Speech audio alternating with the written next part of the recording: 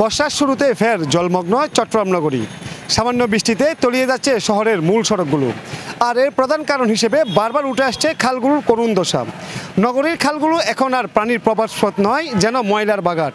বলছিলাম চট্টগ্রাম শহরের এইসব খালগুলোর দুর্দশার কথা। নগরীর আব্দুল আলী হাট খাল এখন যেন ময়লার বাগানে পরিণত হয়েছে। এক সময় যে খাল দিয়ে পানি প্রবাহিত হতো স্বাভাবিক গতিতে, এখন সেখানে জমে আছে আবর্জনার স্তূপ। দুর্গন্ধের নাক চেপে চলাফেরা করতে হচ্ছে এলাকাবাসীকে। এই খাল আমাদের বিভিন্ন সময় বিভিন্ন ধরনের বিঘ্ন সৃষ্টি করে।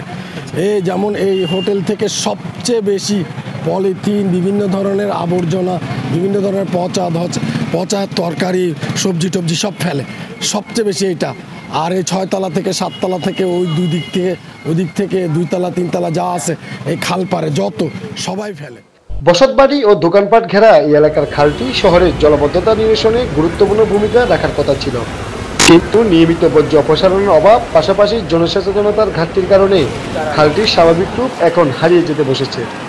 স্থানীয়রা বলেছে, সাফ করতে গেলে মানে ব্রিজের উপরে দোকান বাঁধি লাগছে, দোকানের জন্য সাফ করতে গেলে অনেক হাঁটু পরিমাণে পানি হয়ে যায় পুরো এলাকায়। এই নালার জন্য আজকে আমরা দীর্ঘদিন অনেকদিন আজকে কষ্ট করতেছি। আমাদের এলাকার মধ্যে বাড়ির মধ্যে সব জায়গায় পানি এতটুকু হাঁটু হয়ে যায়, কিন্তু আমরা অনেকদিন আজকে। চট্টগ্রাম নগরী খালগুলোর ময়লার বাগানে পরিণত হওয়ায় জনদুর্ভোগ চরম আকারে ধারণ করেছে। দ্রুত এই সমস্যার সমাধানে কার্যকর পদক্ষেপ গ্রহণ না করলে নগরবাসীকে চরম ভোগান্তি পোহাতে হবে।